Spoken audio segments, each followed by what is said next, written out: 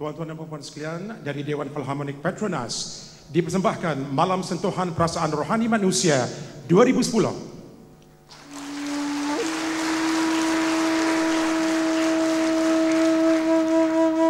Bismillahirrahmanirrahim. Nahnu khalaqnakum falawla tusaddiqun. Dari setitis air mani ke segumpal darah, menjadikan aku asal mula kejadian.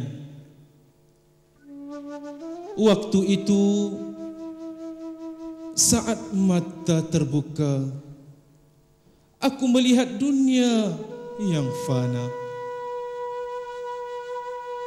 Waktu itu, aku dibaluti dengan kain putih. Sejuk dingin membesar menjadi manusia. Kini, waktu itu adalah kini, menjadikan aku sang manusia. Punya tangan untuk menjamah, punya kaki untuk melangkah, punya hati untuk terjemah, punya akal untuk membuah. Namun, aku alpa anugerah Allah. Bismillahirrahmanirrahim.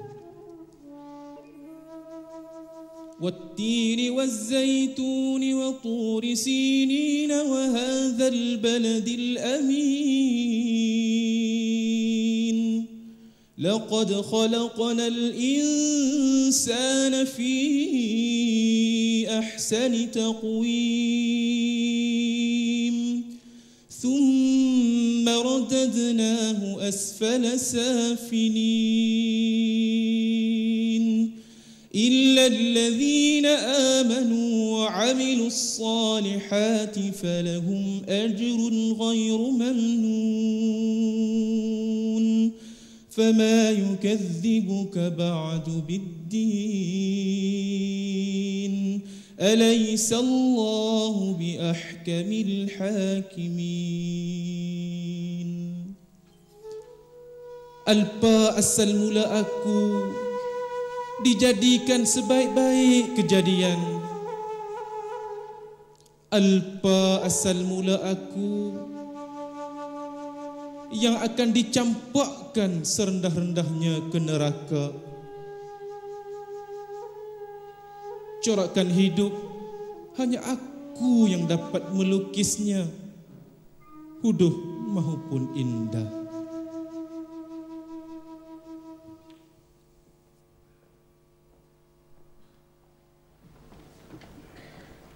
Adlan? Adlan? Buat apa kat dalam bilik tu? Keluar sekejap. Lan, Mak jumpa handphone dalam beg sekolah Azlan ni. Siapa punya?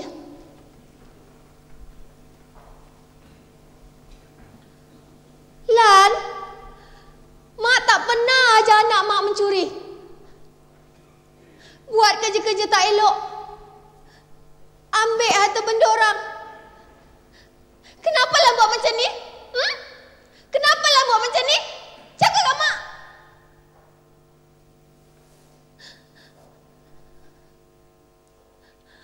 Mak ni Lan selalu doakan anak Mak jadi anak yang baik-baik, jadi anak yang berguna, berjasa pada orang tua. Macam ni Lan buat pada Mak.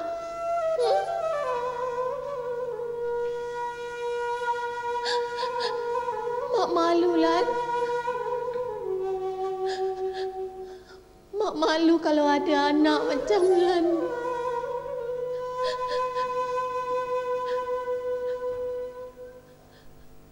Hari tu aku pukul Azlan. Aku pukul Azlan sebab aku nak lepaskan geram dan marah aku pada dia.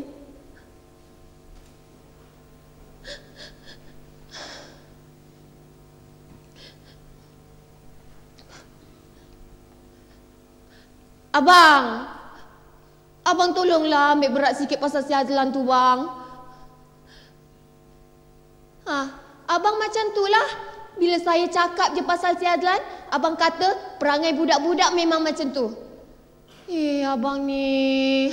Dari sekarang ni lah kita kena didik si Azlan tu, bang. Nanti kalau dah besar, dah tak guna dah. Saya tak nak, bang, anak saya kena hina, kena keji kat orang. Saya tak nak anak saya jadi sampah masyarakat.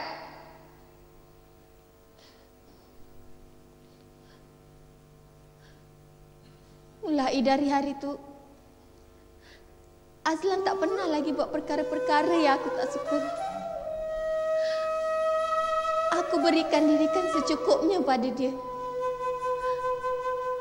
Aku nak dia jadi anak yang berguna. Dewi tak nak pergi sekolah lagi, Ma. Dewi malu. Dewi macam sampah masyarakat. Kat sekolah, cikgu-cikgu pandai hina dengan Dewi. Shh, Cikgu Azma. Itulah anak Cik Azlan. Lah, yang kena tangkap rasuah ni. Kawan-kawan pun tengok Dewi semacam aja. Patutlah bapak dia pakai kereta mahal. Rupanya makan duit haram. Dewi! Oi, Dewi! Sinilah kejap. Nak tanya sikit. Tahun ni tak pergi melancong ke? Mereka gelakkan Dewi, Ma. Dewi tak sanggup duduk kat rumah ni lagi. Dewi tak sanggup nak tengok setiap hari ada je berita pasal Papa. Dalam surat khabar, dalam TV. Dewi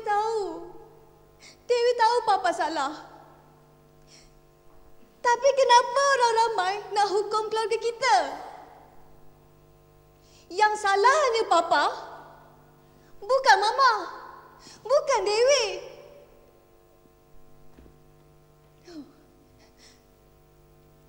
Dewi kesal dengan tindakan Papa.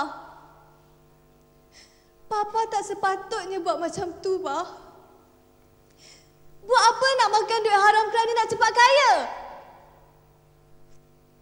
Ya Allah, duit tu tak berkat, Pak. Duit panas kata orang. Tengoklah. Papa tengoklah apa yang dah jadi dengan Dewi sekarang. Masa depan Dewi dah hancur. Dewi tak mau pergi sekolah lagi. Walaupun sekarang sepatutnya Dewi tengah periksa XPM.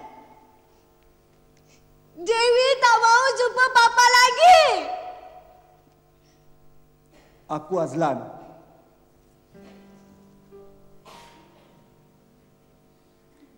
Aku dah malukan keluarga aku. Aku dah hancurkan hati mak dan ayah aku. Aku malu. Gambar aku terpampang dalam akhbar. Berita pasal aku.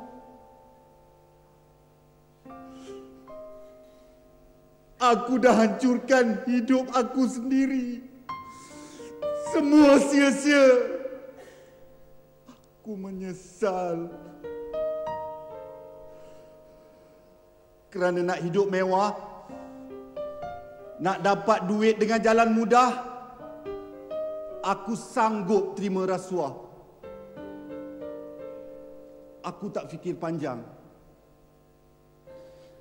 Duit tu dah gelapkan mata aku.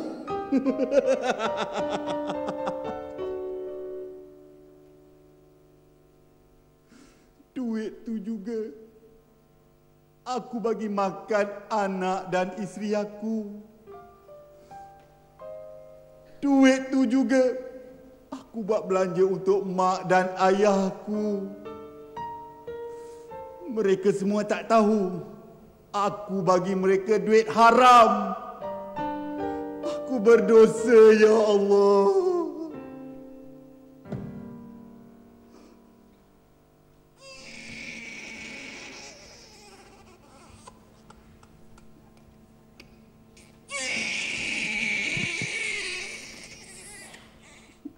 Encik Aslan. Macam mana? 40,000. Saya bukan mau kasih lasuah pada encik. Ini kira upah, mah. Saya tahu encik bukan kerja dengan saya. Ini kira macam bonus, mah. Encik banyak tolong sama saya. Sudah 3 kali lulus saya punya projek. Ini kira hadiah ikhlas dari company saya lah. Encik Aslan jangan risau. Tak ada siapa-siapa pun tahu, mah. Encik, ini kira confirm, mah. Apa-apa orang saya akan call you, ah. Thank you, Encik. Cik Azlan nak fikir apa lagi? Rezeki datang bergolek, Cik Azlan. Cik Azlan tak payah susah-susah pun. Gaji bulan-bulan Cik Azlan tu, Cik Azlan tak payah sentuh pun. Duit yang terpijak ni lah Cik Azlan. Cik Azlan buat belanja harian Cik Azlan. Cik Azlan cakap je dengan saya. Cik Azlan nak siapa? Apa dia? Perempuan yang macam mana Cik Azlan nak?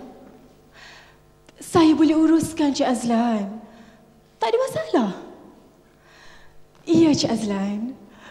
Cik Azlan tak payah risau. Cik Azlan,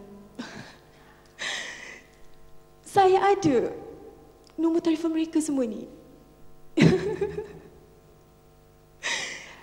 Cik Azlan nak tahu tak? Diorang ni semua macam ikan jerung.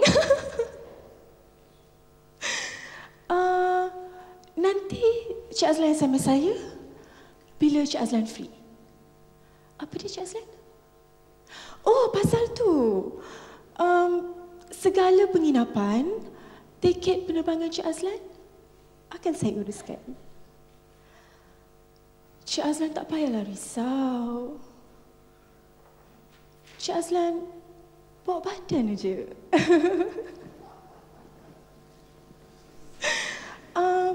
Okeylah Cik Azlan.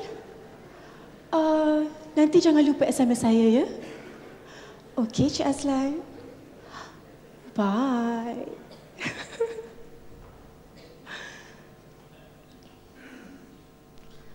Aku cuma jalankan kerja aku je. Bukannya susah pun nak goda orang-orang macam Cik Azlan ni.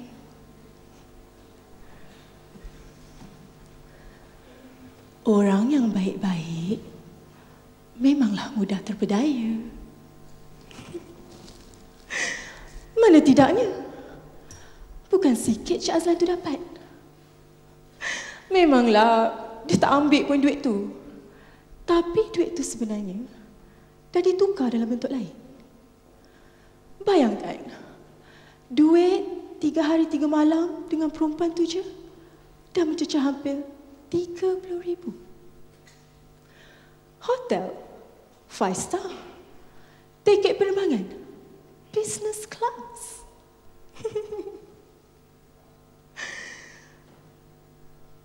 Berapa banyak agaknya ya Mr. Chang bagi untuk dapatkan projek dia tu je?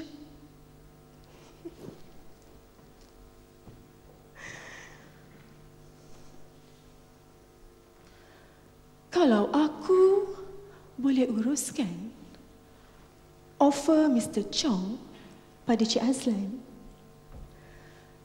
tentu aku juga akan dapat habuan besar.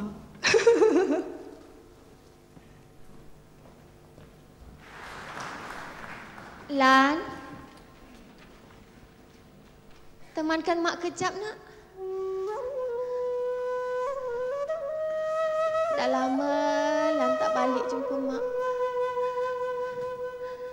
Duduk nak.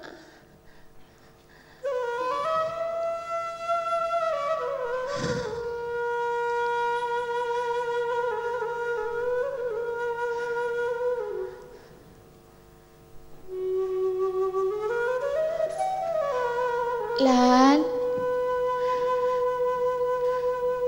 ingat selalu pesan mak ya. Lan sekarang dah ada pangkat,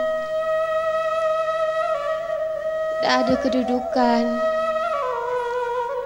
Mak tengok hidup Lan pun dah banyak berubah. Mewah sangat.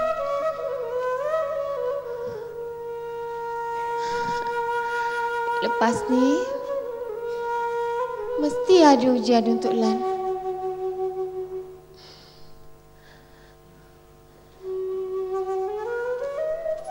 Lan, Mak ada dengar macam-macam cerita pasal Lan. Tapi Mak percaya pada Lan.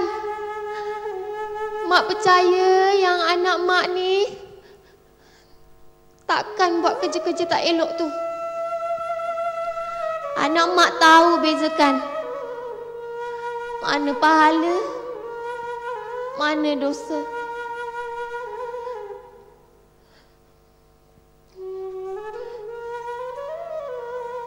Jangan sesekali Lan kecewakan Mak dengan menerima rasuah ya.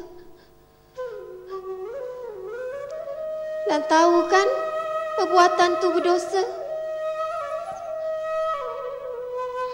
Pemberi dan penerima rasuah, kedua-duanya masuk neraka, Lan.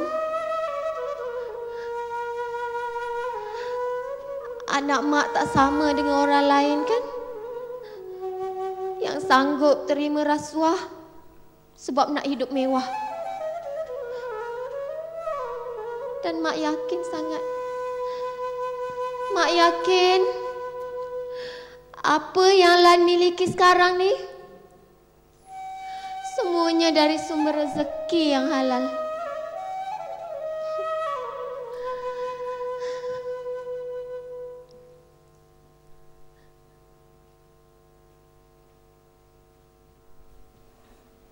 Boy, diam boleh tak?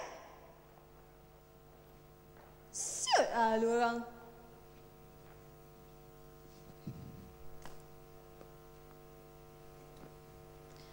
Berapa kali kau nak cakap sama lu? Lu tak payah nak sebut-sebut lagi nama orang tua tu depan gua. Bingit lah telinga ni. Dah. Lu belah.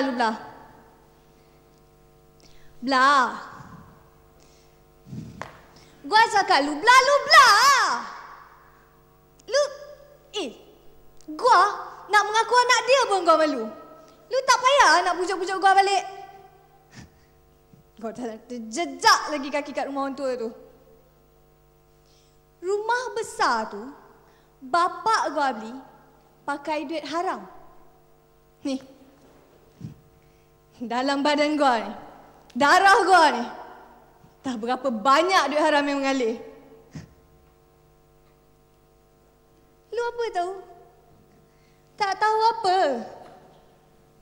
Sini, gua kasih tahu sama lu satu benda. Disebabkan perangai orang tua tu yang suka sangat makan rasuah, mama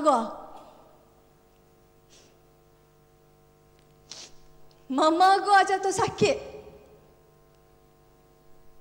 sampai meninggal. Serabat!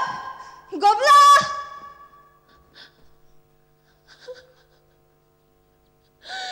Ya Allah.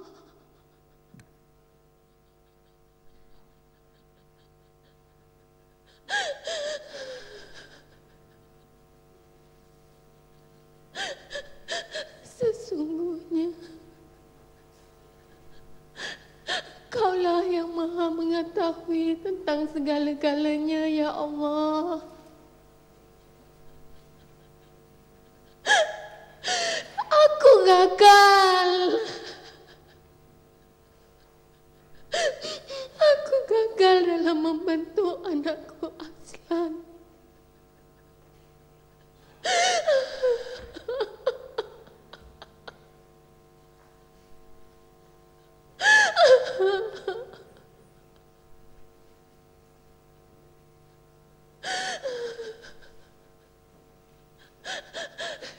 Ya Allah, ya Tuhanku. Aku memohon padamu, ya Allah. Kau ampunkanlah segala dosa-dosa anakku.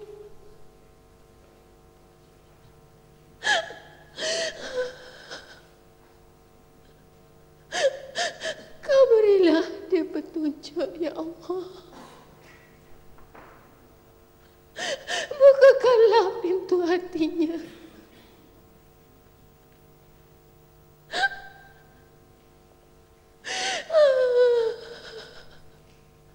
Kau berikanlah hidayah kepadanya agar dia kembali ke jalan yang kau redai, ya Allah. Sesungguhnya hanya padamu aku meminta, ya Allah.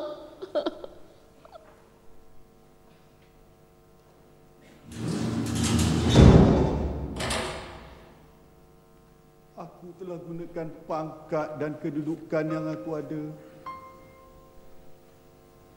untuk kepentingan aku sendiri.